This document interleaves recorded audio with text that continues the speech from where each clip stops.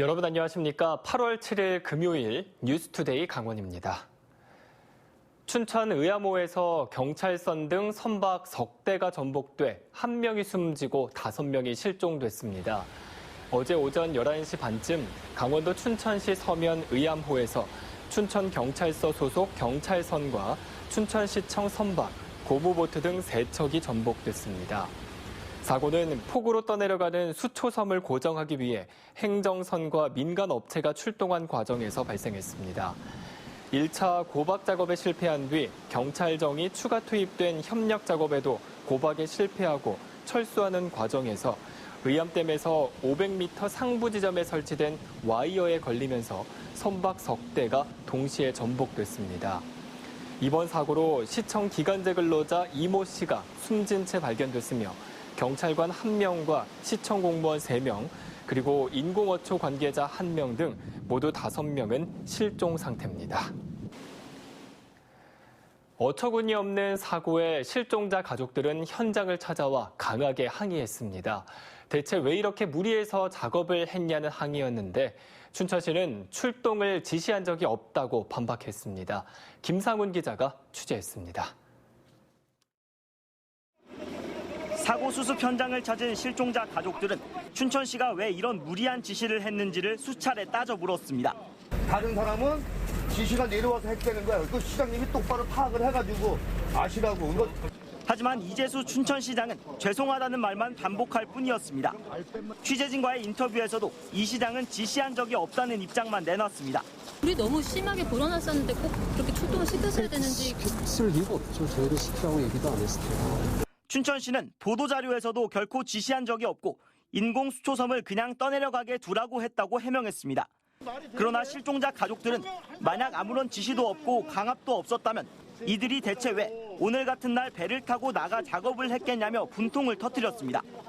지시한 적 없다는 춘천시의 한결같은 반박에 실종자들의 분노는 결국 참을 수 없는 오열로 변했습니다. 브리핑을 제대로 하려고 그러면 사건의 발단 처음부터 어떻게 시작이 돼가지고 한 것 이런 거를 상세하게 시간대별로 얘기해야지. 그냥 아까 보니까 그냥 러프하게 그렇게 왜 그렇게뿐이 못합니까?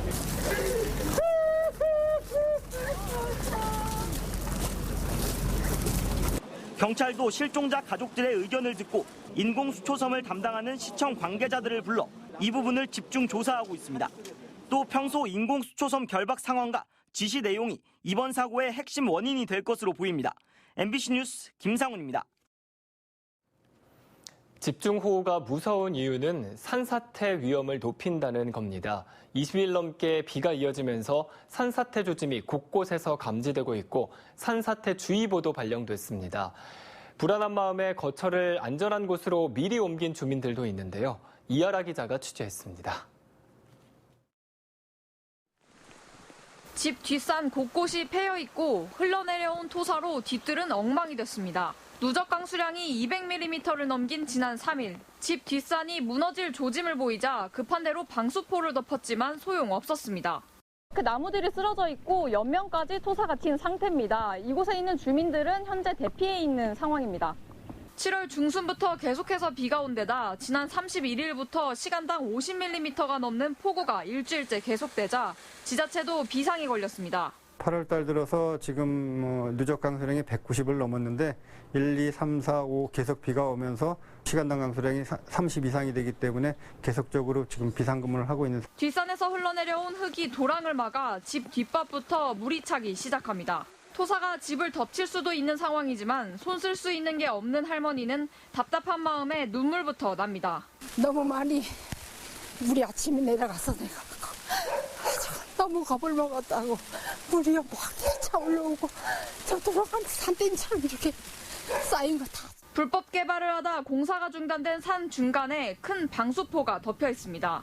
다행히 산 바로 밑은 빈 땅이지만 이 공사장에서 흘러나온 토사가 인근 민가 옆으로 폭포가 돼서 쏟아집니다. 이 집에 살고 있는 주민 3명은 토사가 집을 덮칠까 지난 3일부터는 밤에는 마을회관에서 잠을 청하고 있습니다. 장비나 인력이 도저히 접근을 못해요, 현재는.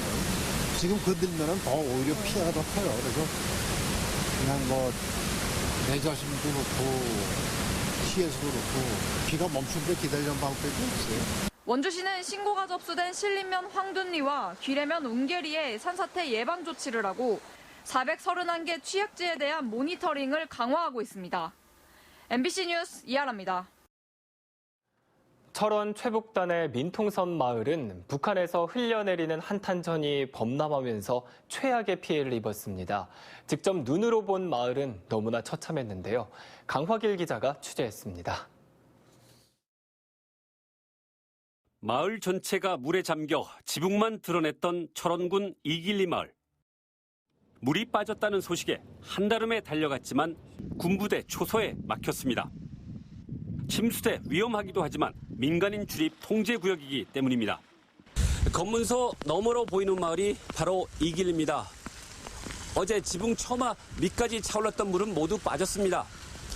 이제 밤사이 대피했던 주민들이 서서히 복구를 위해서 마을로 다시 들어가기 시작했습니다. 수해 참상을 꼭 알려야 한다는 주민의 협조를 받아 어렵게 마을로 들어가 핸드폰으로 실상을 찍었습니다. 물이 빠진 마을은 겉으로 보기엔 평온해 보입니다. 하지만 안으로 더 깊이 들어가자 서서히 수해 현장의 참혹한 모습이 드러납니다. 마을 골목길에 냉장고가 널브러져 있고 어느 집 탁자는 담벼락에 걸려 있습니다. LP 가스통도 위험하게 나뒹굴고 있습니다. 이번에는 한 집으로 들어가 봤습니다. 오늘 아침 일찍 들어왔더니까 이 집안 상황이 어떻던가요? 뭐 아무짝이죠. 뭐 어디서 어떻게 돼, 뭐 살림살이고 다 뒤죽박죽이 되고. 지금 여기 보시면 물이 찬 흔적이 보이실 겁니다. 제 키가 178cm입니다. 제 키보다 높이 물이 찼던 겁니다. 대피소에서 하룻밤을 보낸 수재민들은 집에 돌아오자마자 바쁜 손을 놀렸습니다. 흙탕물 범벅인 가재 도구를 씻고 또 씻었습니다. 혹시 집안은 괜찮을까요? 문을 열고 들어가니 처참한 상황에 말문이 탁 막힙니다. 가족의 삶과 함께했던 세간살이가 완전히 뒤엉켜 있습니다. 냉장고고 뭐고 그냥 뭐 다 차만 뭐라고 엄두가 안 나. 이거 어떻게 하냐고 어떻게 치냐고.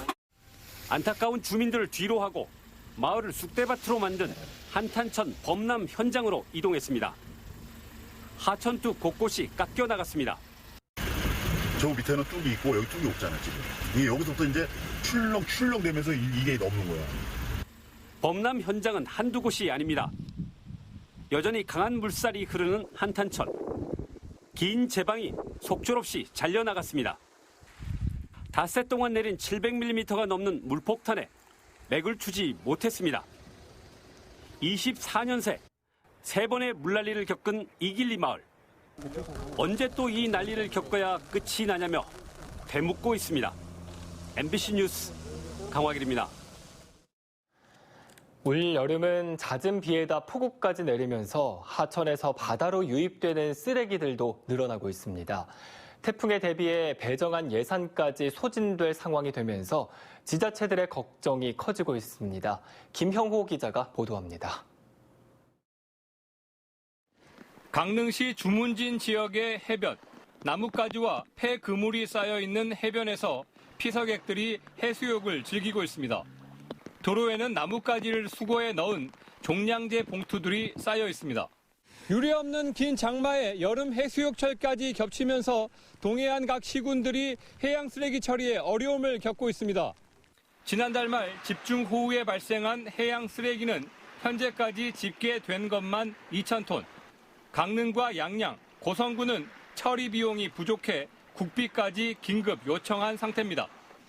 해수욕 기간이라 젖은 상태의 쓰레기를 바로 수거하다 보니 무게는 늘고 처리 비용도 올라가기 때문입니다. 해양 쓰레기는 바다 지킴이라는 이름의 인력이 손으로 수거하는데 폭우에 유입된 나무 줄기 등은 중장비를 투입해야 합니다. 강릉시의 경우 바다 지킴이와 임차 장비 예산으로 7억 원가량이 배정돼 있는데 장비 예산은 20-30%밖에 남아있지 않습니다. 지금 해수욕장 기간이라 해수욕장에 있는 부분을 우선 처리를 하고요. 그 나머지 부분은 이제 계속 처리를 해야 되는데 계속 비가 오고 있고 이런 상태라서 아직 마무리는 못 짓고 있는 상태입니다. 가을 태풍으로 발생하는 해양 쓰레기 처리도 대비해야 하는 만큼 장마로 발생한 해양 쓰레기 처리에 지자체들이 골머리를 앓고 있습니다. MBC 뉴스 김영호입니다. 이번 집중호우로 크고 작은 비 피해가 이어지고 있는 북한강 상류 지역마다 긴급 복구 작업이 펼쳐지고 있습니다. 인제군은 집중호우 비상대책위원회를 구성해 붕괴 위험에 처한 서화면 교량에 대해서는 차량 통행을 금지하고 제방 보강 작업에 나서는 등 긴급 복구에 나섰습니다. 화천군은 가압장이 침수돼 급수가 중단된 간동 정수장에 대한 복구 작업에 마무리하고 산사태 위험이 높은 군도 2호선에 대한 응급 복구 작업을 펼치고 있습니다. 농공단지 산사태 등 50여 건의 수해가 접수된 홍천군은 홍수주의보가 내려진 홍천강에 대한 예찰 활동을 강화하고 있습니다. 댐의 유입량이 급속하게 증가하면서 춘천댐과 의암댐을 비롯한 북한강의 수계댐들도 닷새째 수위 조절을 이어가고 있습니다. 지난 5일 3년 만에 수문을 연 소양강댐은 초당 2,570천 톤을 흘려 내려보내고 있습니다. 이번 방류는 오는 15일 자정까지 이어집니다. 소양강댐의 주변들은 인파들이 몰리면서 댐 진입도로는 정체 현상이 빚어지고 있습니다. 소양강댐과 팔당댐의 방류량이 늘어나 동부간선도로 등 한강변의 주요 도로가 상당 부분 통제됐습니다. 강원도가 오는 13일까지 온라인 수출 상담에 참여할 도내 의료 관련 기업들을 모집합니다. 도내에 본사나 공장이 있는 의료 관련 중소기업이면 신청이 가능하며 무역투자진흥공사에서 기업별 제품 특성에 맞는 바이어를 발굴해 연결할 예정입니다. 실제 수출 상담은 비대면 온라인으로 진행되며 체코와 폴란드 등 20개 지역의 바이어들이 참여해 다음 달 12일부터 25일까지 이어집니다. 강원도는 바이어 발굴비와 해외 마케팅비, 그리고 통역비 등을 지원할 계획입니다. 영월군이 올해 처음 실시한 30초 광고제 공모에서 지역 홍보를 효과적으로 진행한 11개 작품을 선정했습니다. 특히 무릉도원 요서남과 상동 이끼계곡, 주천 영월 Y파크를 이색적인 효과로 제작한 작품 영월의 향을 담다를 대상작으로 선정하고 영월군 유튜브에 게시합니다. 영월군은 다양한 작가들의 시각이 담긴 30초 광고가 지역을 알리는 데 큰 도움이 된다며 해마다 광고제를 추진하기로 했습니다. 올 상반기 강원도 무역항의 물동량이 지난해보다 9% 감소한 것으로 나타났습니다.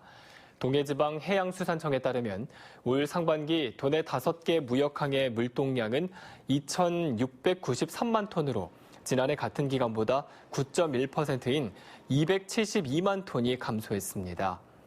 품목별로는 시멘트가 1,000만 톤으로 7.2% 줄어들었고 석탄과 석회석도 각각 14.2%와 17.7% 감소했습니다.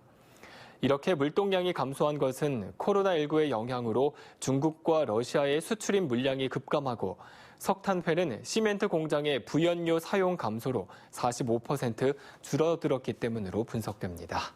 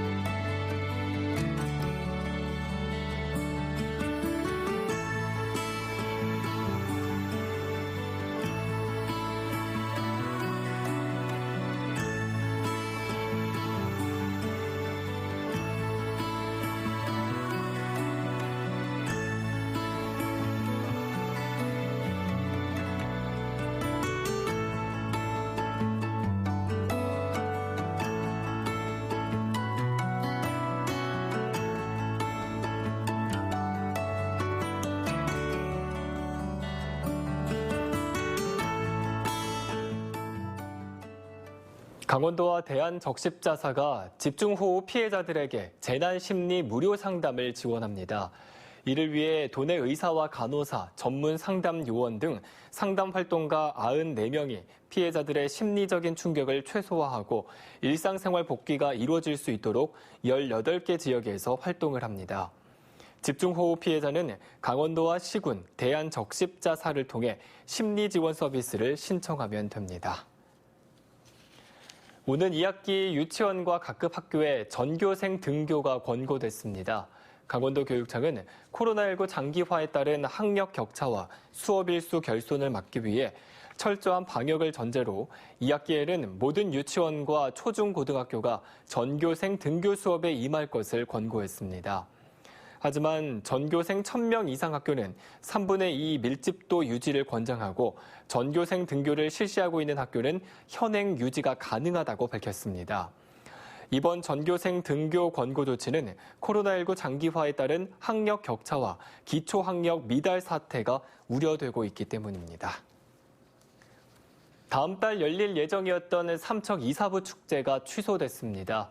삼척시는 삼척 동해왕 이사부 축제를 9월 25일부터 사흘 동안 개최할 예정이었지만 코로나19 감염병 확산을 막기 위해 전면 취소한다고 밝혔습니다. 또 추석 명절 기간에 죽서류를 배경으로 한 실경 멀티미디어 퍼포먼스 행사도 취소하기로 결정했습니다. 춘천시는 일정 기간 농촌 체험 등을 할 수 있는 춘천 한 달 살기 프로그램 참가자를 추가 모집한다고 밝혔습니다. 귀촌 귀농 희망자를 돕기 위한 이 프로그램의 참가 희망자는 오는 31일까지 춘천시 농업기술센터 홈페이지나 이메일을 통해 신청하면 됩니다. 한 달 살기 프로그램의 대상 마을은 춘천시 사북면 대추나무골로 일주일에서 한 달 동안 표고버섯 체험과 토종벌 체험, 그리고 농촌 생활 체험을 할 수 있습니다. 농촌 주거 환경 개선을 위해 장애인 주택 개조와 빈집 정비 사업이 펼쳐집니다. 인제군은 지난해 농촌 빈집 47곳을 철거한 데 이어 올해도 1년 이상 아무도 거주하지 않거나 방치된 주택과 건축물을 대상으로 철거 지원 신청을 접수해 최대 300만 원을 지원합니다.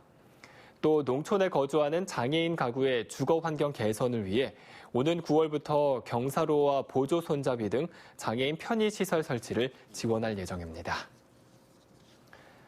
이상으로 뉴스투데이 강원을 마칩니다. 시청해주신 여러분 고맙습니다.